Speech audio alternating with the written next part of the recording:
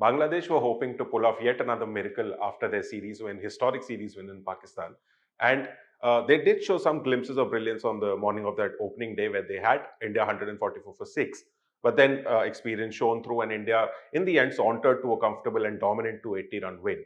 Ravichandran Ashwin, hometown hero, was a judge man of the match for his brilliant century in the first innings and 6 wickets in the second. So, Ayaz, what did you make of the match as a whole and Ashwin in particular?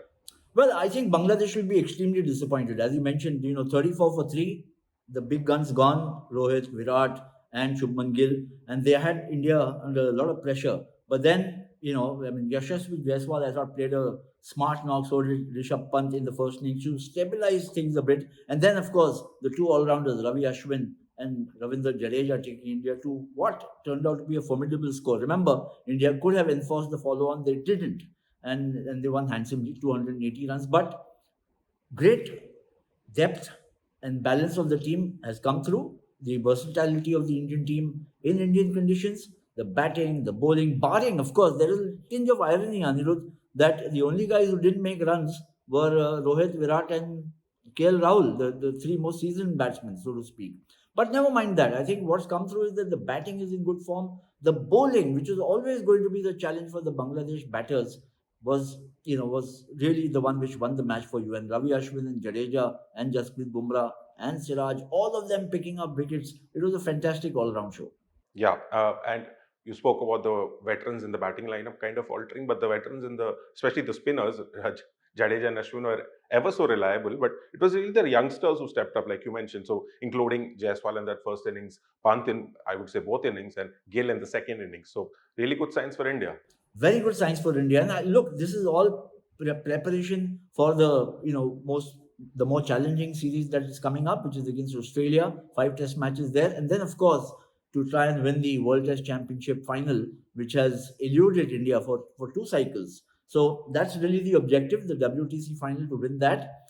But everything is a process that will lead you to that target, I would imagine. So this is a very good victory. Yes, Bangladesh not really the strongest team going around, but remember they had beaten Pakistan 2-0. I thought, the batting is a bit iffy, and a little impatient, including seasoned players like Saqib Hassan and Liton Das, who should have known better than to try and be adventurous against Indian bowlers when they are under pressure. I mean, yes, you can be aggressive, you can be enterprising, but you can't take it to a point of recklessness. And this is what happened with them in both innings, actually.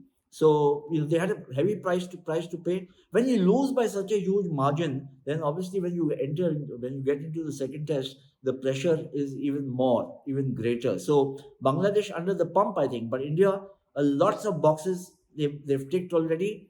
And yeah, I think they'll be looking for a equally emphatic win in the second Test match. As I mentioned, it's about building up a momentum and sustaining it over the next 3 months.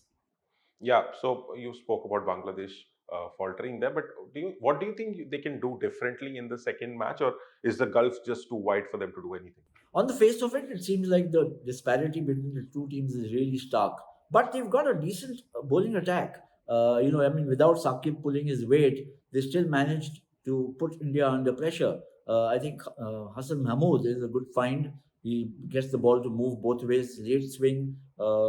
Taskeen Ahmed, he's been around for a while. He's got the pace. I think Nahid Rana is somebody to watch out for. He's got pace. Mehdi Hassan, I like Mehdi Hassan Siraj because I think he's got very good all-round talent, and he seems to have the a stomach for a fight, whether with the bat or with the ball. So he's a player to watch out for. But whether they can kind of topple India on Indian soil and Indian conditions looks to me to be very, very difficult unless India play really badly or they play exceptionally well. But so far, what we've seen, the exceptional performances have actually come from India, barring Mahmood, who picked up a fifer for Bangladesh in the first innings.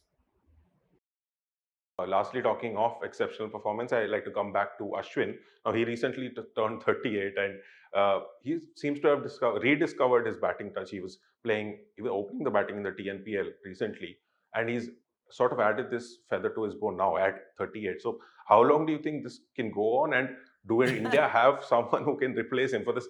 I'm asking because for Jadeja, I mean, it's not at the same level, but you kind of have a sort of replacement in Akshay Patel, same bowling, and he's taller and fielder, and recently improved his batting. But uh, where do you see the replacement for Ashwin coming?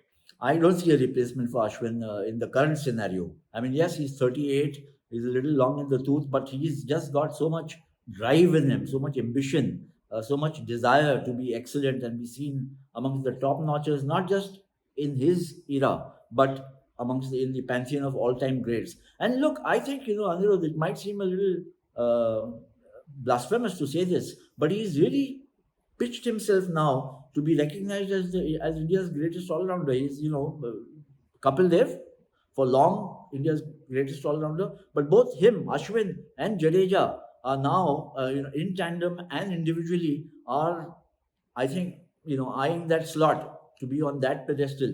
500 plus wickets, 3,000 runs, 6 centuries. It's a fantastic performance by Ashwin. Yes, a lot of wickets have come on Indian conditions, but so what? Jadeja almost 300 wickets, 299 wickets. He's also got 3,000 plus runs.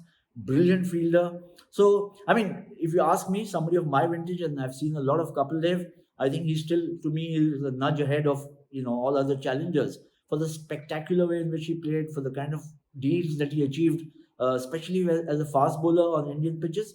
But these two guys, Ashwin and Jadeja, are not much behind. I can tell you that. Yeah.